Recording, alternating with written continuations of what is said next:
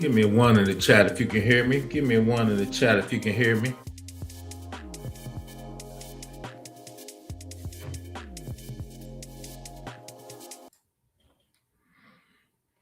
Hopefully everybody's doing okay today. Give me one in the chat if you can hear me. About to kick it on off. You see it. Agentic GRC architecture.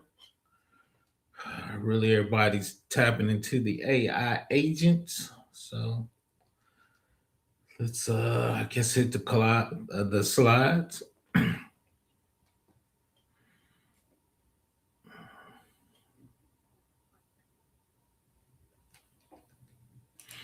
Appreciate you, Jeffrey Johnson. Always supporting. Appreciate the one. About to get started. Shout out to Jason. Hey, shout out to my man Todd. Definitely checking on the old people. Appreciate it. Same old, man. Same old. What's going on, Todd? Appreciate you checking on the old guy. You know how we do it. If you got any cyber tech AI questions, drop them in the chat. Shout out to Regine for the support. Whew, man. Kind of winded down. Got me a little walk in earlier. That might have been a mistake. Why does that make you cry? The topic makes me cry. Why? We should be happy. Why are we crying, Regine? What's going on? Give me a little more. Shout out to my man Jose from the LinkedIn. I always supporting. What's wrong? Expound on that, Regine. What's up? We gotta like the new AI, getting ready for the future. I guess I ain't really got much time really in AI, but expand on that. Appreciate you. About to get started.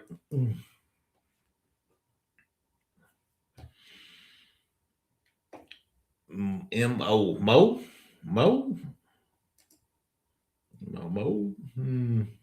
I need a little more than that. A little more than that. Will I get a job? Oh, you will. You will. I'm right there with you. I had 2 great interviews this week, so I'm out there struggling right with you, Regine. So don't feel bad. It's part of the game. It's just a bad time in the job market. I think people overhired before COVID. I think people are making excuses using AI to lay people off for the overhired, and I think it's just readjustment. If you look at history with IT, every probably 4 or 5 years, you kind of get this downturn. Once again, overhiring, technology just didn't work out. I think you will just stay on the grind. You got skills. It's just got to be, you know, the right time and the right skills. So, Prof, will we hear your thoughts on using these agents for making our regulatory act? Oh, most definitely. Most definitely. We're going to dig into it, basically from AWS perspective, but I'm actually going to do a Claude Code co-work agent to actually do some GRC functions. I'm gonna get it to do NIST 800-53 policies. I'm gonna have the agent validate the policies with the standard, references, roles and responsibilities, those type of things. So I'm definitely in the future going to delve down a little more into that, Jason.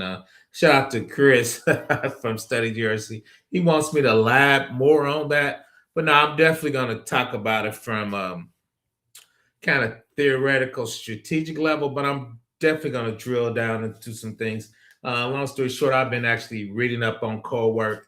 They have a phenomenal. I did a video of that phenomenal free course that's inside their user base that I think was excellent. So yeah, if you have some specific, Jason, just let me know. But yeah, I can. I'm gonna drill down on because once again, I'm gonna do a Cloud co-work GRC agent.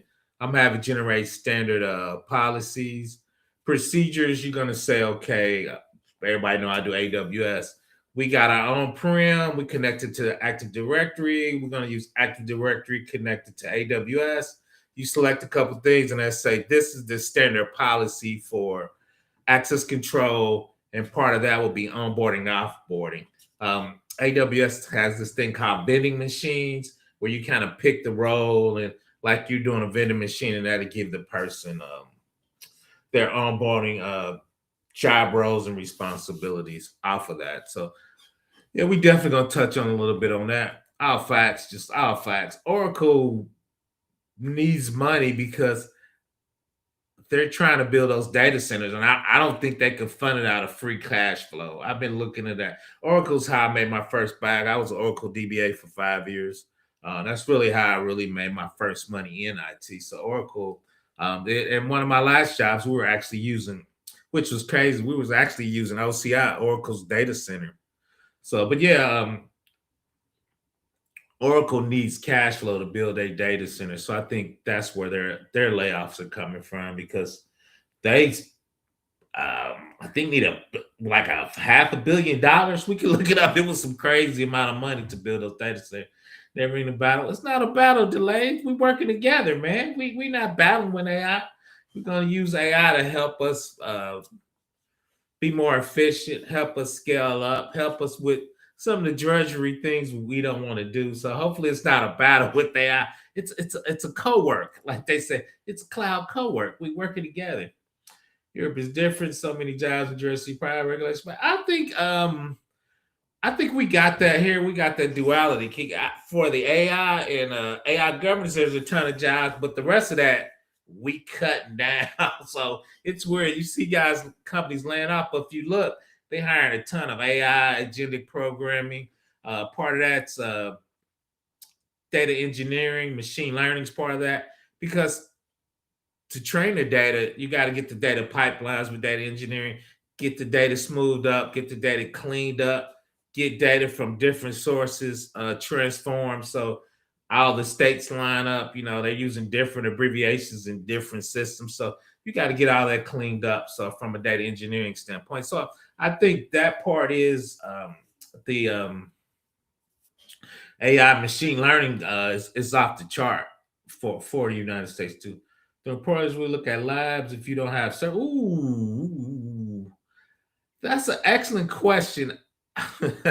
I just seen it and I'll shoot it to you, Ty. This lady on LinkedIn said they use resumes to figure out what you know, and they use labs to validate what you have.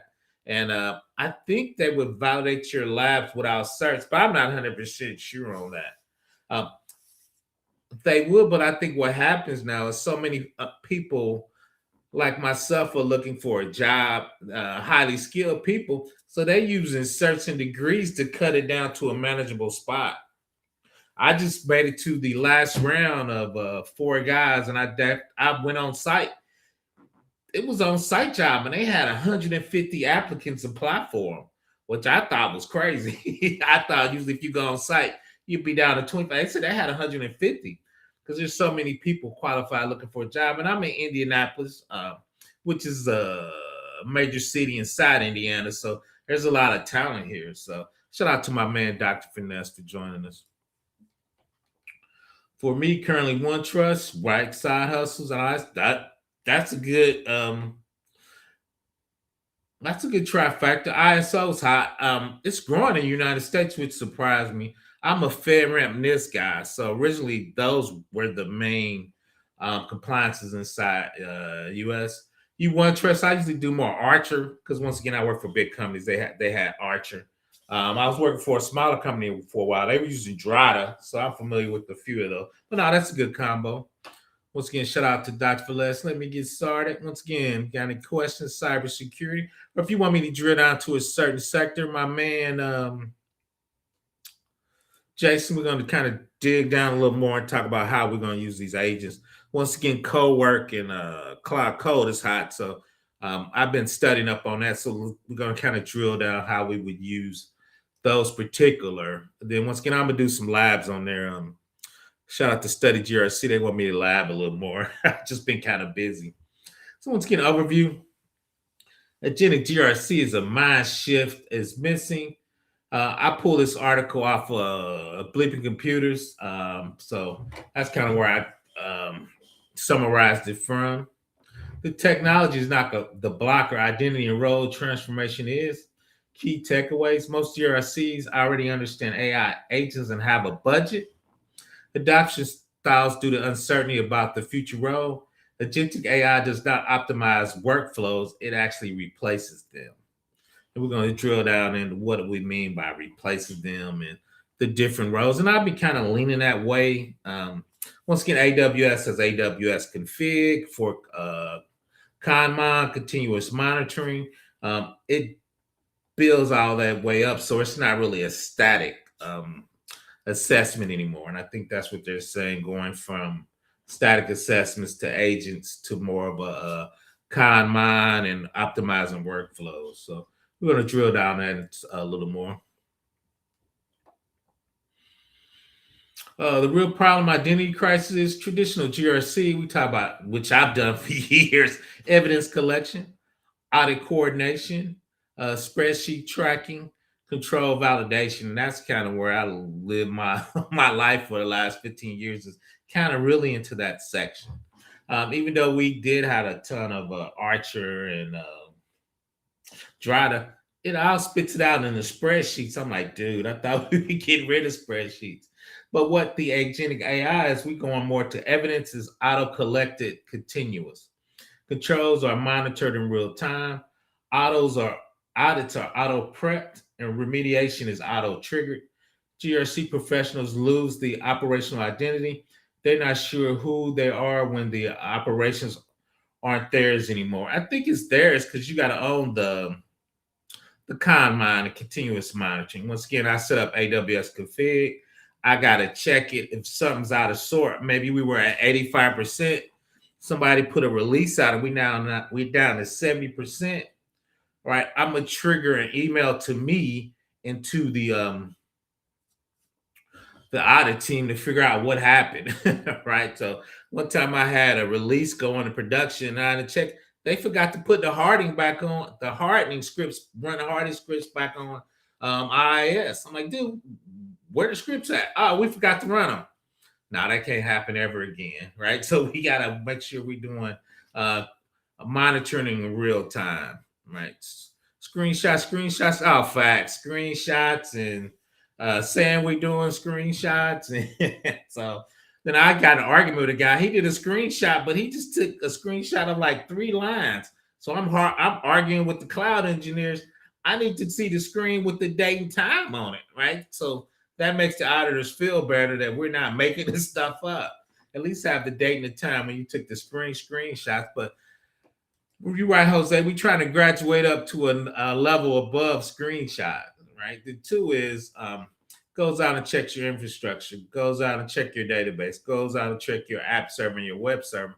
Make sure all the control hardenings are on those services, and we're at a certain level of compliance, right? No cat ones, we're at 90%.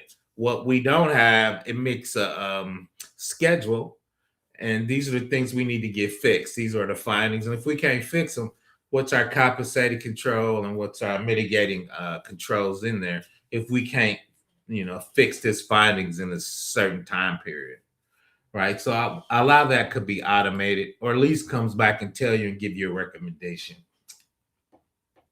So once again, we shifted from operators to risk engineers. We throw engineers on everything.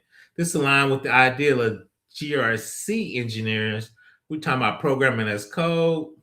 Controls is in Terraform. A lot of big companies use that, right? Because once again, that's infrastructure as code. They're kind of programming as code.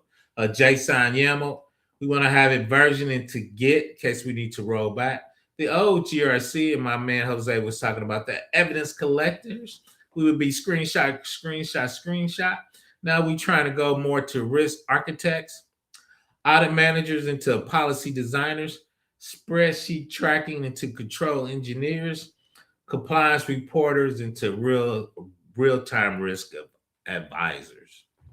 Right. And I think that's You have to grow into that, and your company has to mature into that. And I think sometimes we throw titles around willy nilly, but I think once again from the GRC engineering. So once again, we collect evidence, but the evidence is automatically collected, and we know 80% of this is hardened at 80% level. So the risk part is the findings, what we didn't have done. If it's a cat 1, 2, or 3, if it's STIG, right? If it's something else, right? They have CVEs 10 to 1. So those findings will tell you what level of risk we're at. Then once again, we can report that up to management, right? We got a CVE 10 in the Oracle database. We couldn't cut on encryption. So once again, what is our mitigating compensated controls? What's the risk of us not getting our ATO, our authority to operate? Once again, you have that ConMon, that continuous monitoring. So once again, instead of evidence, you can move up to talk about risk of things you need to work on. Instead of spreadsheets, we can work with the cloud engineers to say, these are the controls we need to get on. And if we can't do regular FIPS 140-3 encryption, can we just do AES on the database? Right. So then 2 is instead of a CVE 10, if we can get AES from a large cloud vendor, CSP, even though it's not improved, right? Those guys stand behind their encryption, their pick. So instead of 10, we might move that down to a 6 from a risk perspective. But once again, since we're not spreadsheet, screenshot, we could talk about those risk factors, risk register, and kind of, get to that level of maturity as an organization. MG Finance, I appreciate you for supporting. GRC cannot fully be automated. There are rules and regulations too complex. Oh, I agree with that. There's some is, but we're trying to get the mundane stuff. We're trying to get the low-hanging fruit.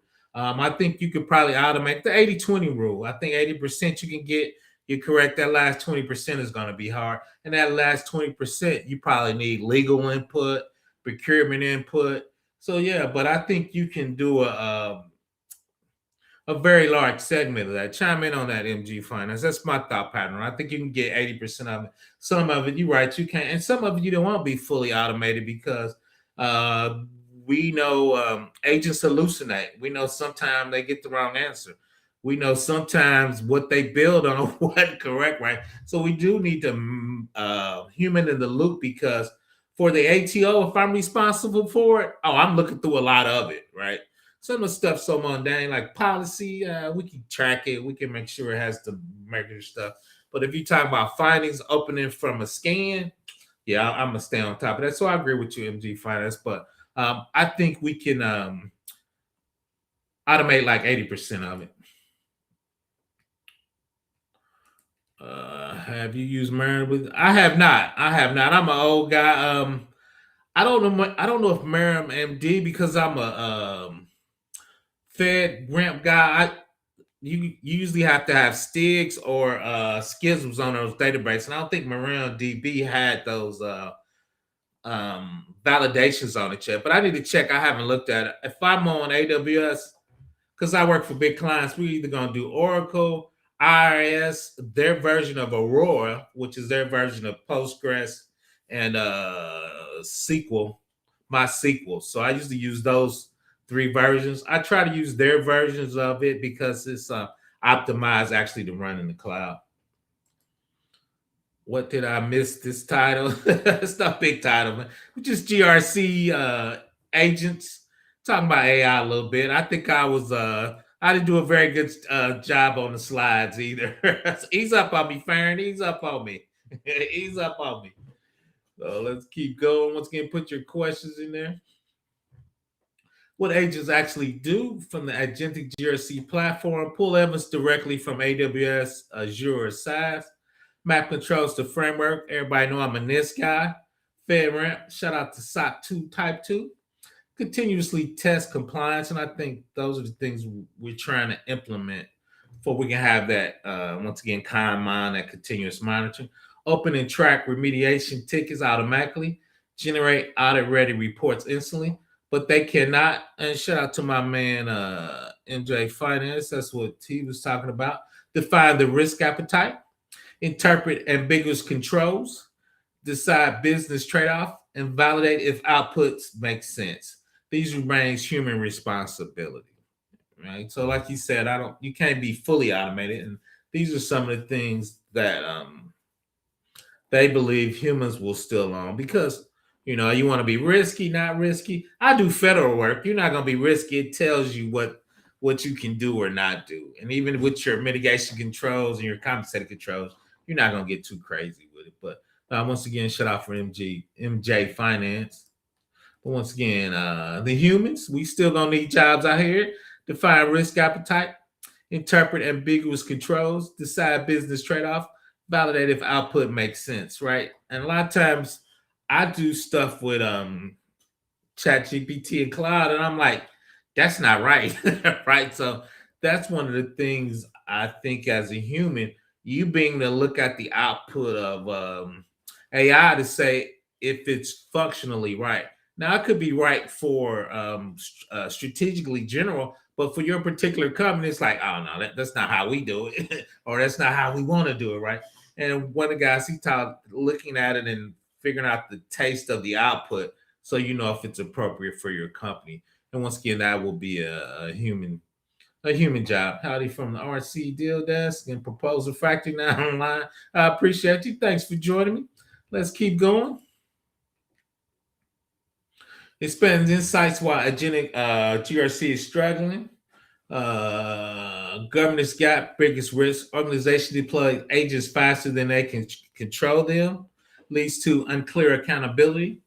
Rising costs and audit failures. 40% failure predicted. Many agentic AI projects may be canceled by 2027 due to governance gaps. Misuse of agents, using agents where simple automation is enough. They call that agent washing and market hyping. Policy as code. Policy exists but aren't enforced automatically. Critical compliance frameworks like NIST 800-53, my favorite, everybody knows that. FedRAMP and ISO 2701, right? So when you have policies and code and enforcing that, once again, policy as code, infrastructure as code, making sure infrastructure as code is at a certain level. Once again, of NIST, FedRAMP, ISO. Shout out to the little brother NIST, CSF.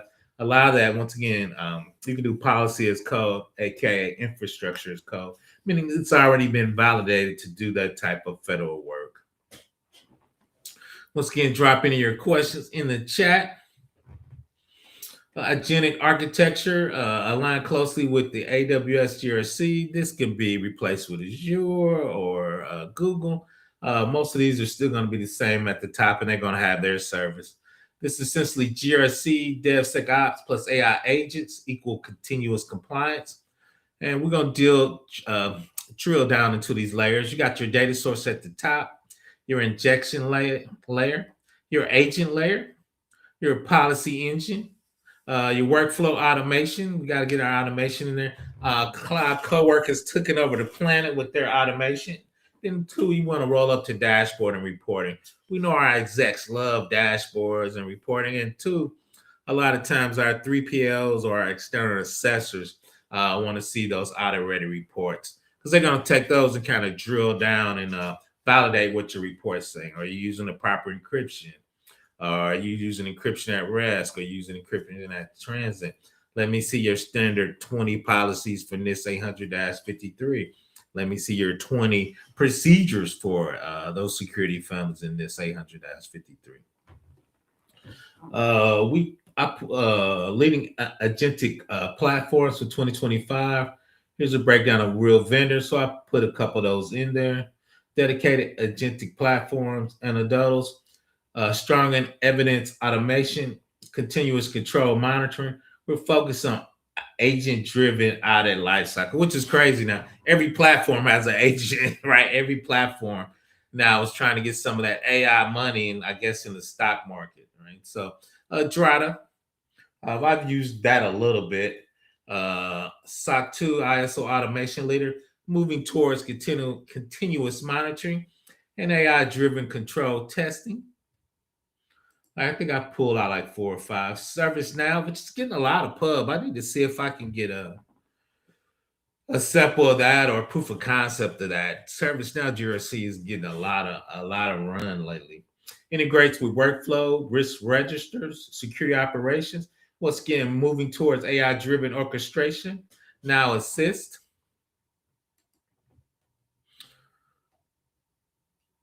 This is AWS native approach. Do your own agentic. So you can use their AWS config, which I love and use a lot. Their Lambda. Bedrock is their AI reasoning. Security Hub and QuickSight is their dashboard. So once again, you can roll your own GRC kind of module inside there. And usually that's what I do. A lot of big companies I use for, we were on the Archer bandwagon. So Archer has a lot of models and they give you a lot of APIs. What's up, Tech G? I was checking you out, man. It was funny. We did an interview years ago, and I said, if you're young, you should go inside an office to cut out most of your competition. And I'm looking for a job, and I just went on for an on-site interview. I'm like, Tech G sent me a message, man. I got to go in the office. PBO gonna have to squeeze in the suit. So now shout out to him. Check him out. Definitely got some great content. Definitely got some courses to get you started into the sector. Definitely been in the game a long time, so I definitely support him. PBO don't put his name on a lot of people. I want to put that out there, but shout out to my man Check G. Definitely coming from the military. Definitely you can trust him. So check my man out. I think it was a sign, Tech G. I think it was a sign. PBO gonna have to squeeze in the suit and go in the office. So once again, agent framework, Lang chain is pretty tight.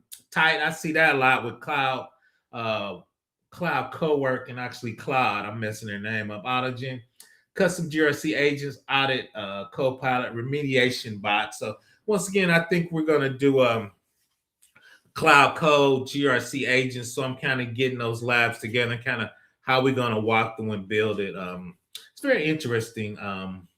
Cloud code and code work. So what good agent GRC looks like. To succeed in an organization, you must shift to decision-centric GRC, focus on what decisions need to be made, not what evidence do we collect. So for me, I'm in the old school.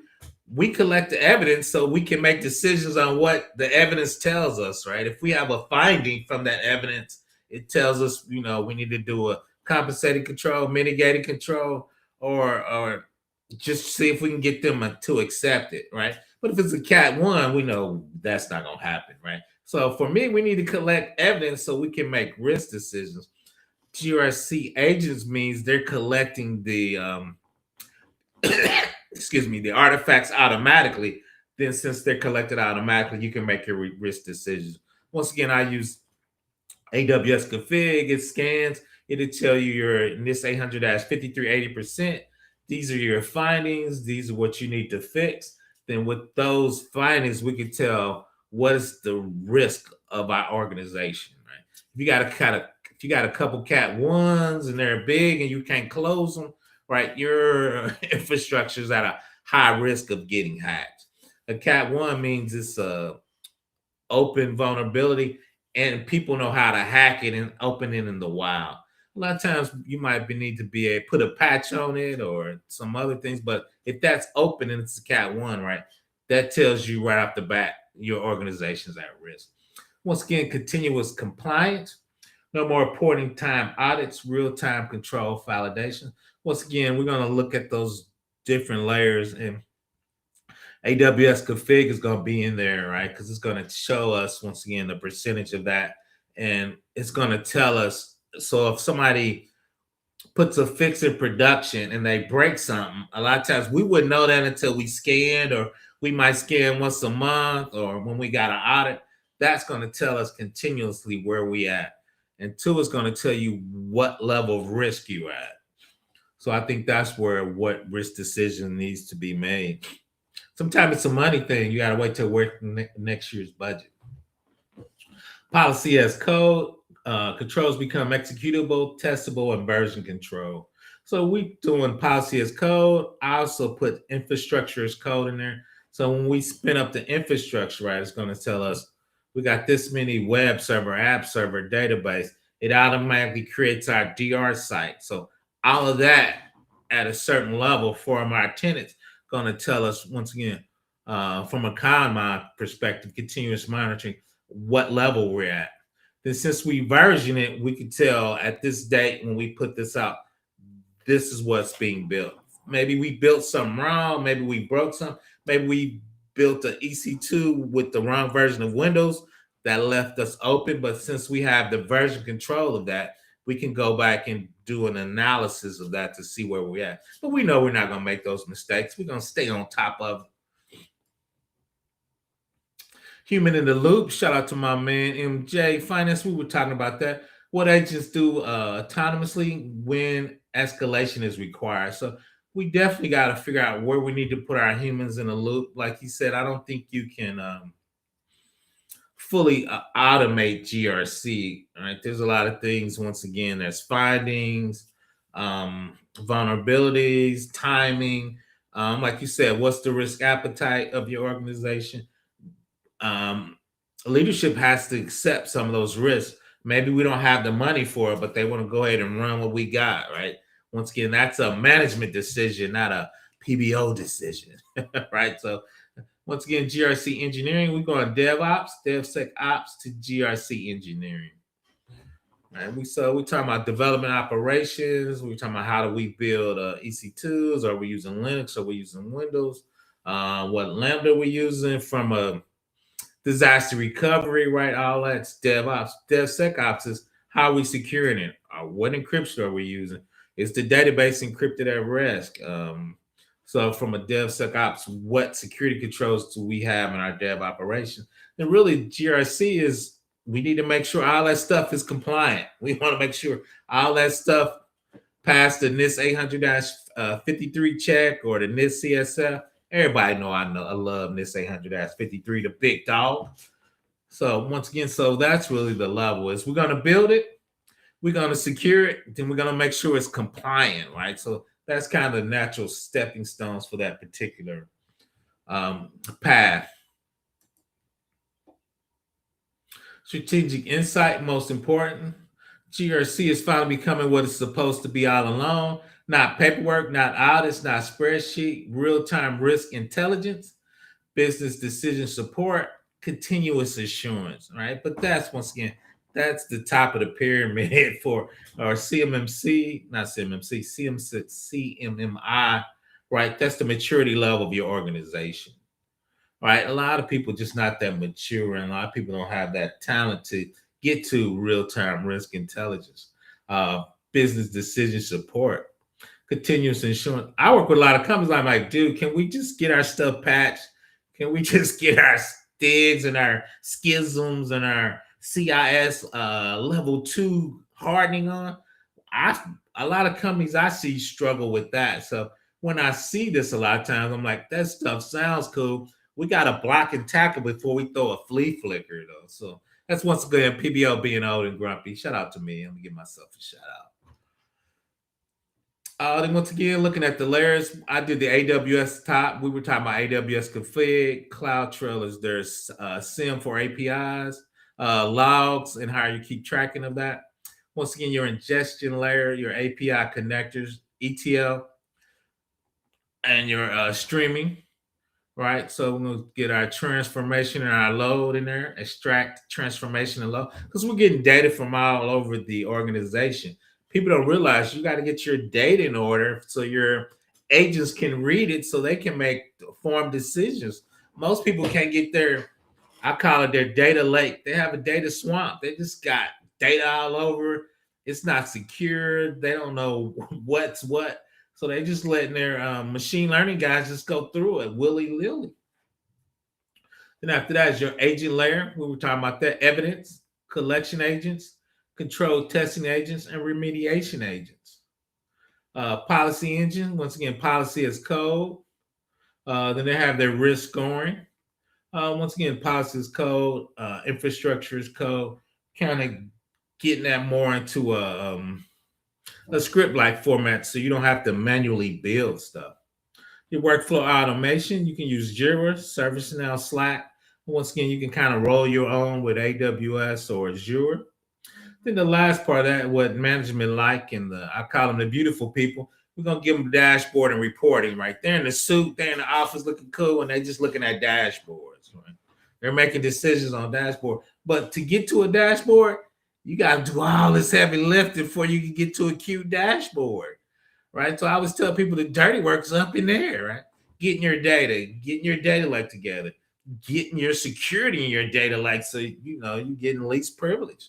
Making sure once again you're getting data from a mainframe, from IIS, from a website, from web streaming, to get that in a coordinated spot so you can train your AI, then put your AI agents so they can make agentic decisions on it. Most of your data in the company is not agent readable. So a lot of people are like, well, I heard, like they said, 40% or 70% of the agents don't work. That's because your corporate data is not in it to make it agent readable so it can make a decision. So I think that's one thing GRC's got to make sure they get their hand around and make sure those agent readable documents get made. So once again, the agent can make better decisions. People blaming agents and their data is crap. So once again, we're going to go from Agentic GRC and map it to my favorite NIST 800-53. Once again, going through those layers we were just looking at. We looked at the data source layers. So you have your AWS config, CloudTrail, your APIs and your logs. These are the AWS services you will use. Once again, config and CloudTrail. Then from security, you can use Okta, GitHub, CloudWatch logs. Then once again, you would from your NIST 800-53, that would be AU2 for your event logging and define. 6 is audit review and analysis, and audit generation. Right. So the big deal is, okay, we're doing agents. We still got to make sure they're NIST 800-53 or whatever federal agency we're reporting to. Right. So even though we're agents, we got to map those agent layers to these NIST security families to make sure we can get our ATO and work. Then once again, system monitoring is in there, configuration management. We talked about versioning in there, so we're going to keep our baseline configuration and our configuration settings. Then once again, FedRAMP, continuous logging required, centralized auditings for our 3PLs, third-party assessors, our external assessors. And 2, we're going to save it into immutable logging S3. So once you check it in, you can't change it. You got to check it in and check it out and make your changes to it. That way we know nobody's messing with the logs and messing really with our chain of custody, because that's what the auditors are going to ask for.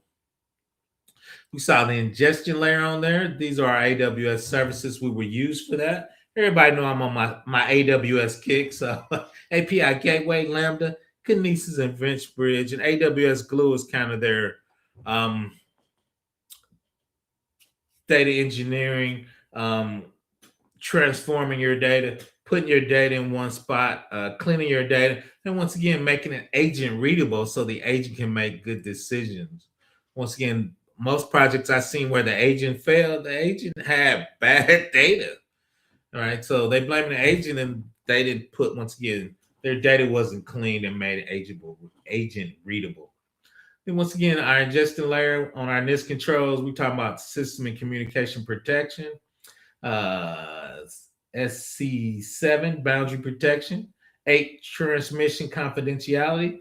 Got to get our encryption going on there, authentication enforcement, and data integrity, right? We have agents, but once again, what permission are you giving the agent? Are you letting agent run as root and can do whatever it wants? Or are you giving certain agent least privilege so they can only do certain jobs? Right? One agent deleted a database. I'm like, why did it have rights to delete that database? I don't blame the agent. I blame the security people.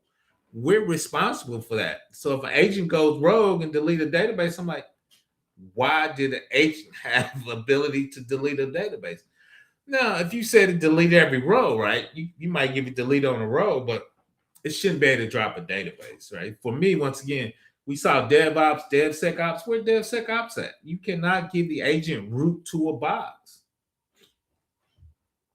Once again, drop your questions, cybersecurity in the chat. We just talk a little bit about agents. PB on his soapbox doing this thing. I appreciate everybody for joining. Once again, if you got any questions, cybersecurity or chat, drop them in the box. Definitely go check out my man Tech G. Definitely reached out to me when PBO only had like 200 subscribers. So definitely gave me an interview, helped the old guy out. So definitely want to give him a shout out. Agent layer, evidence control testing, remediation. Once again, the Lambda is the agent, step functions. Amazon Bedrock is their LLMS, and Event Bridge is kind of their queue of how to notify stuff. Then what are the NIST forms? Once again, continuous monitoring, control assessment, flaw remediation, monitoring and least privilege. Once again, when we have agents or we do any new services, we got to make sure it is. I appreciate you. We got to make sure whatever you're using is NIST 853 or whatever government compliance we're using approved. Just because an agent, we can't say, oh, it's good, right? So we got to go through and say, how's it running? Is it encrypted? What access are we giving to the agent? How are we controlling the agent? How are we logging the agent, right? Then the agent can do work for us, right? Once again, continuous monitoring, continuous assessing, but we got to make sure the agent is hardened to do federal level work. And I think people forget that.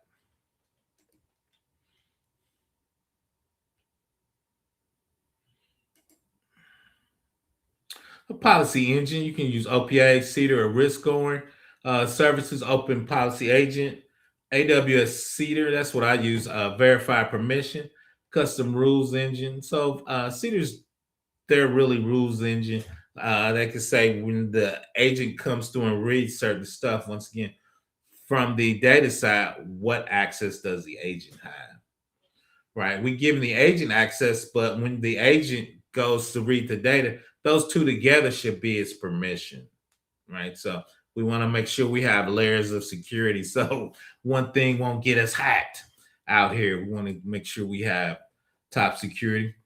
Then once again, for that, NIST controls, account management, access enforcements, risk assessment, vulnerability scanning, and authorization. Workflow automation, which is big, Jira, ServiceNow, Slack. I was doing a little Drata. All those platforms, once again, has automation built in. I probably would try to use the SOAR from AWS and use their services a little more. But once again, if you have ServiceNow or Jira, you probably have on-prem infrastructure. You probably have in the cloud infrastructure, and most big clients now are multi-cloud.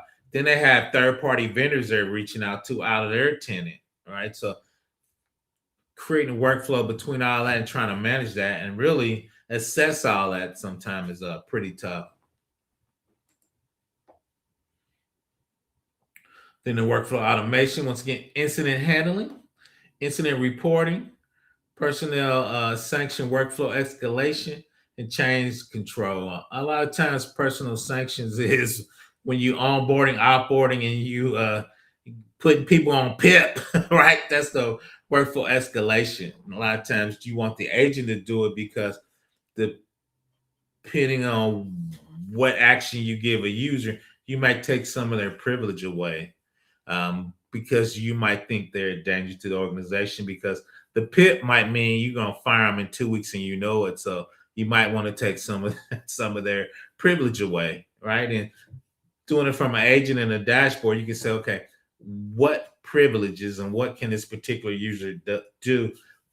Does he have access to some high level stuff that we know we're gonna fire him that we need to take away from the background, right? From letting him know. I've done that before.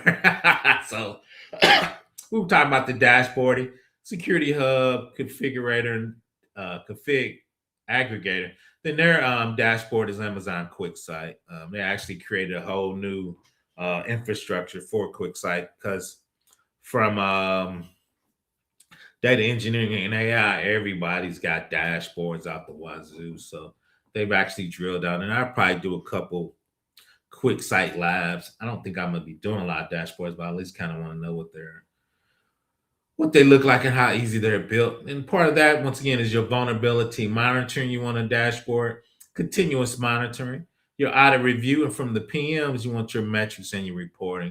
Right? You want to come that show that in a dashboard. Everybody loves dashboards, especially management. Here, I'm gonna drop the link if anybody wants to come up. I'm just kind of wrapping through this. I think I'm gonna just talk about cloud cowork at a high level at the end. So a couple people asked me that question. What really would a GRC agent look like, just to start? The control family on the right and what it covers on the right. Once again, audit, logs, and traceability, access, policy enforcement, config, drift detection, integrity monitoring, remediation, incident response, automated response, assessment, continuous compliance, and RA is risk scoring. Right. So your compliance are going to tell you what your findings. Your findings are going to have a risk of high, medium, low, or 10's bad, one's good. So between that, you can come up with a risk score. Then on top of that, if it's outward facing to the internet, a lot of times we add a factor of 10 because that means people can scan for those risks. If they're just internal and you have to be inside our network to get it, right, that risk is a lot smaller. Then two, depending on the organization or business unit, I might start a static IP and just say these static IPs can get to these web servers, right? So only certain laptops will be able to get to those resources, and that would bring your score down. But once again, you got to figure out what your base score. You can say we're gonna do a static IP, or I think reserved IP is really what they call it inside Windows. We get a reserved IP, put it on your laptop. You can get to these three servers because that's what you cloud cloud engineer on, right? So once again, now, even though there was findings and there's risk on it, these 10 people can only get to it. So once again, our risk lowers. It might have been an 8. If we do that, we can say, hey, that's a 5 because these people are MFA, they're internal, they're coming from VDI, they're super secure. So that risk is lowered, and this is how we lower it, right? Then when your 3POs and your assessors come in, they're going to validate what you did, right? But from an internal assessment, we can say this is how we lowered that particular risk. FedRAMP continuous ATO engine instead of manual audits, static SSP. Once again, we're going to get real-time control validation, automated evidence, AI assisted compliance, right? That's where we want to get to. That's finally, once again, the vision, right? Remember, it's a big deal to get there. You're just not going to jump there, but that's where you need to get to. So once again, we can start off with these are our policy as code. We're generating these policies out. We're checking them in. Then we're scanning for certain things in the policies. Certain references should be in the policies, right? Then once again, we're building up to automated evidence, real-time control validations, right? We using Rapid7 in the cloud. We're scanning our compliance using Rapid7. Rapid7 is dropping those PDFs inside their cloud infrastructure. We're going to pick those up, scan them, and put them into a Teams area. Once again, and make all that automated. So once again, some of that busy work, I'll call it, we can automate a lot of that. But once again, I think MJ Finance said it's not going to ever, well, I ain't going to say ever, but starting off, we're definitely not going to be 100% automated from an agent. To be honest, we really trying to get 50%, right? Really, we're trying to make our plate lighter, all right? So I don't think we're trying to do 100% automated. And let's see, my man, I think Jason said that. So kind of let's talk about it. So these controls, right? You can generate those easily out of Cloud Code, Chat GPT. Their version of that is called Frontier, right? So we can say we want to generate NIST policies from NIST 800-53. These are the 20 families, right? We want the standard format. All right, it's title, content, signed off, roles, responsibility, and your references, meaning this came from an executive order, this came from a special publication for web servers, right? So policies are really built from um, those executive orders, those orders from different agencies. That's the reason you're doing this 800-53, be it from the IRS, be it from the FBI sieges. There's HIPAA High Trust, NIST 66. So depending on one of those executive orders or things that came out of Congress is really the reason why you're doing these policies. So that's kind of the standard format. So a lot of times when you generate something, you want to eval it to make sure what it generate meets the format you're looking for, meets what you want in there, and the level of detail you need, right? Because you want to be able to validate what you're building. Then the other part of that is once we do our policies, each policy has a procedure. AC is access control, which is going to have your onboarding and offboarding. So if you tell the AI we're on-prem, we're doing Active Directory, we use an Active Directory and AFDS, and that's what we're going to hook to AWS. What is your standard procedure for onboarding, offboarding, and if we have an incident, what's your standard SOAR? Right. Now, we might not be doing that, right? But that's best practices. So we need to figure out how do we get our current policies to best practice, right? And sometimes it's cool. It's like, okay, there's 5 things there. We're doing 3 things in there. The other 2, we just put a finding and say, we're going to be there. This is what we have in place. Next year, we're going to get a budget, and that's how we're going to get there, right? But I think that's how you can use AI to help you build your infrastructure and your documentation. Then, 2, once again, you check all that in, you put it in the dashboard, then your assessors and your management can see the growth and maturity of your policies, procedures, and of course, your plans are following that, right? And you building out your architecture. And really, I always call that the management half, policy, procedure, right? All this document. One of my big bosses said something so cool. He said, "You're good. Nobody's ever hacked a policy," right? Some of my policies were a little light and I got dinged on them. People are like, dude, I don't worry about that, right? Nobody's ever hacked a policy.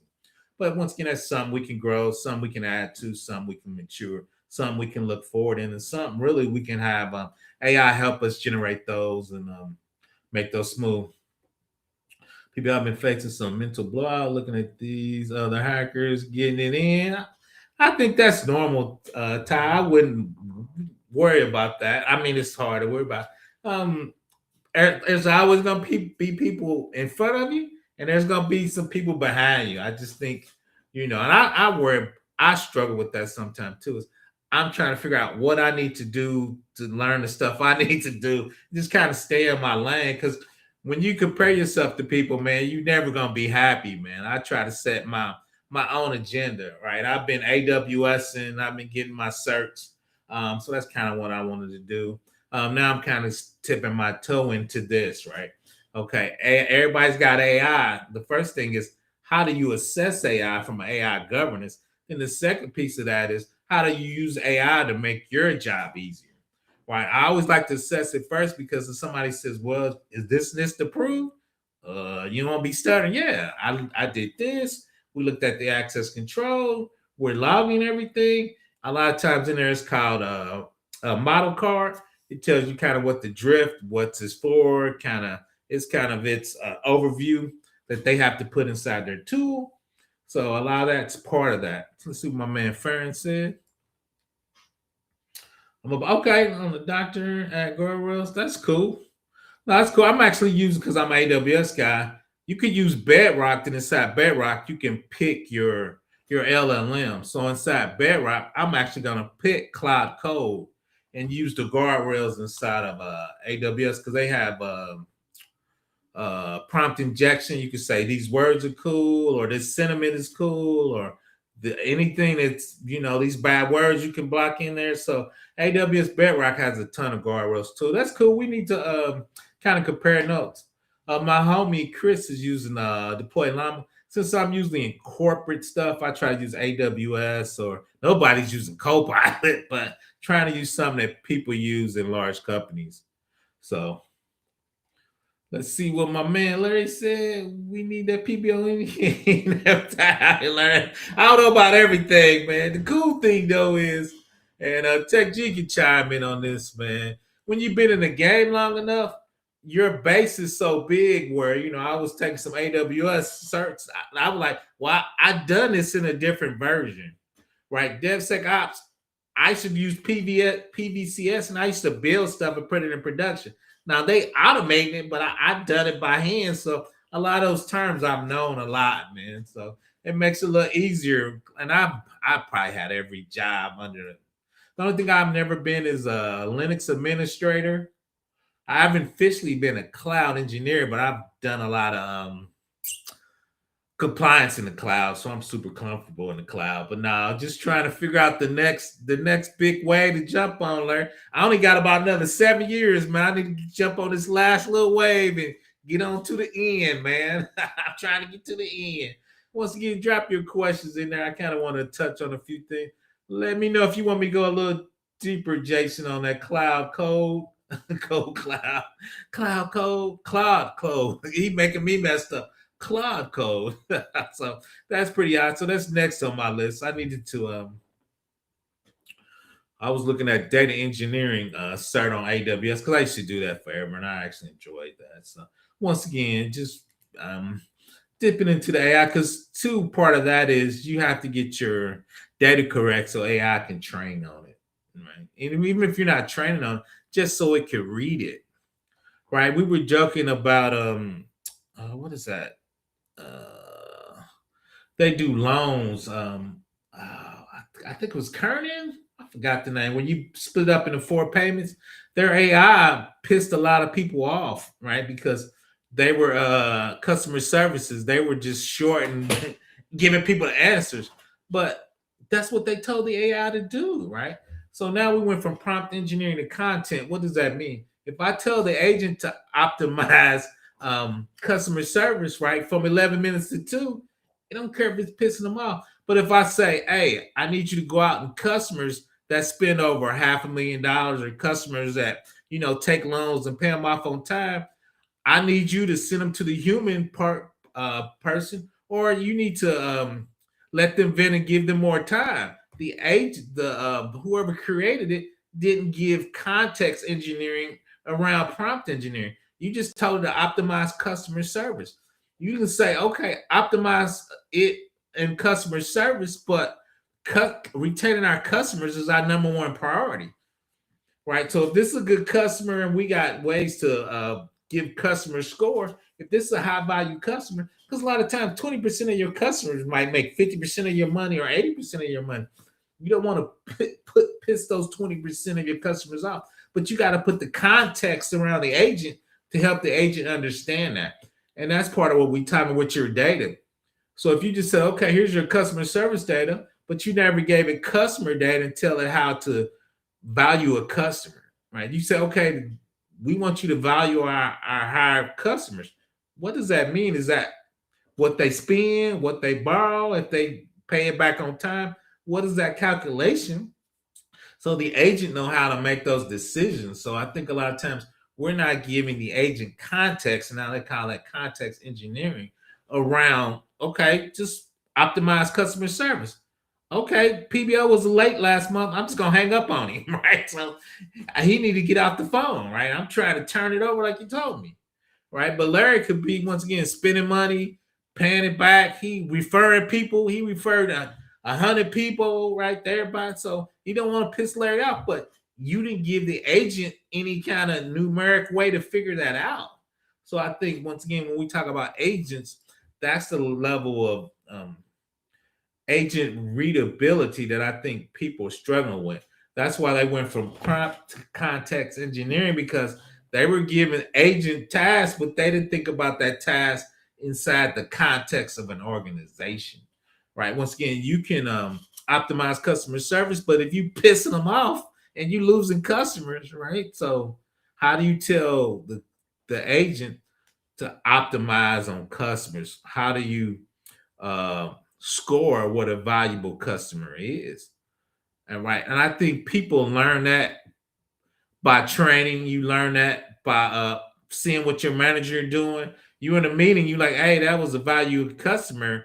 You can't be cutting them off for being short with them because this customer generated $1 million.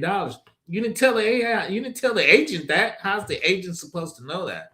So I think that's some of the things we need to understand when we're building agents and really from a GRC perspective, because availability is part of that, and you hanging up on people or making people short, right? So GRC needs to be able to take the model and take a couple risk indicators, and I always put customer retention as part of risk, right? If we losing customers, that's a risk number we need to be looking for, or at least make sure management is looking for. I appreciate you, Regine. Keep your head up, keep grinding.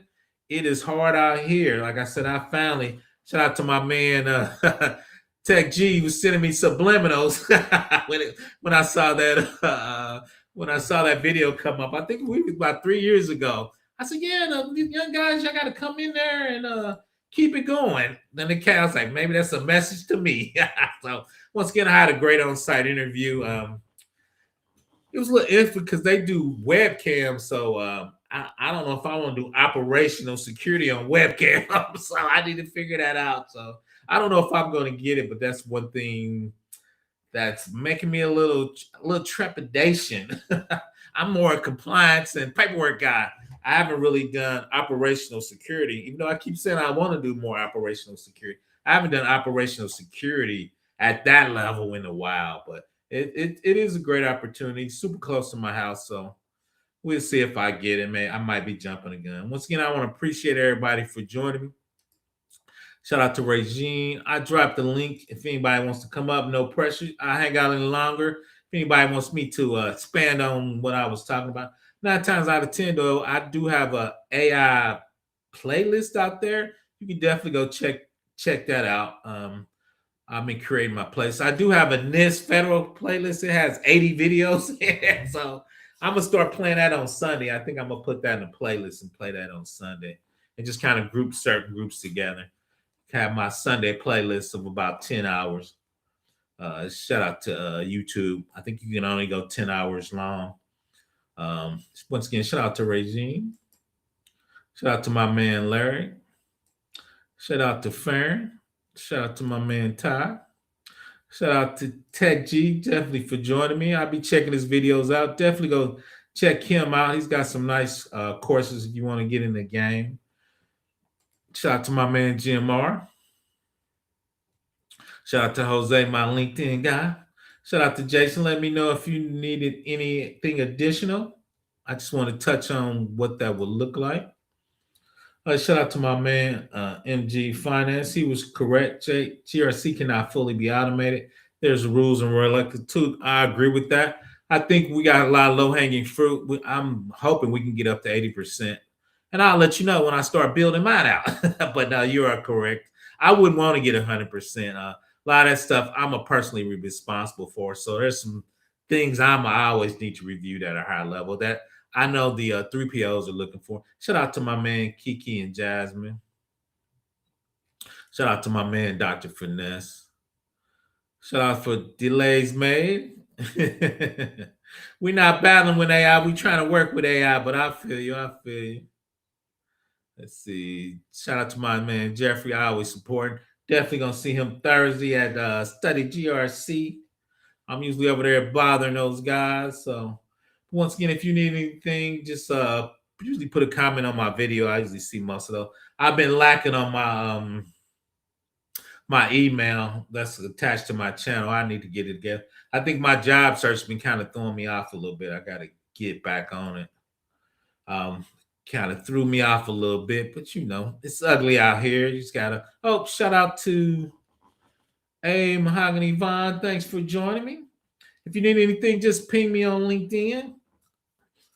I'll be out there. If not, the YouTube experience is much better. Come and subscribe on the YouTube side. Once again, I appreciate everybody for joining me. PBO about to go relax. I might try to give me a quick walk. PBO got to lose some weight in 2026, man. I'm over here looking like a broke Rick Ross, but I want to appreciate everybody for joining me. Once again, if you're out here grinding, keep your head up. You're not alone. I'm out there looking right with you. So once again, keep grinding. We all got issues. I got a lot of experience, but I think I'm getting a little ageism out here, which I expected. I ain't scared of it. So, it's all part of the game. But once again, keep grinding. If you need me, Regina, you can always ping me in Discord if you need me. Anybody else, if you need me, ping me on LinkedIn or Discord. I can definitely give you 15 minutes. Once again, I'm on my AWS certification. I got to get on that CISP.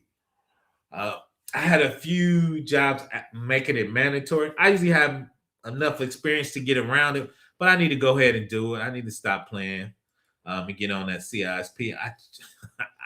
I just don't like it. I guess it doesn't. I don't like it, but it's facts. I gotta lose a little weight. I appreciate it. Everybody have a nice night. I'm out. Ping me if you need me. Come and check me out Thursday and Friday at lunch.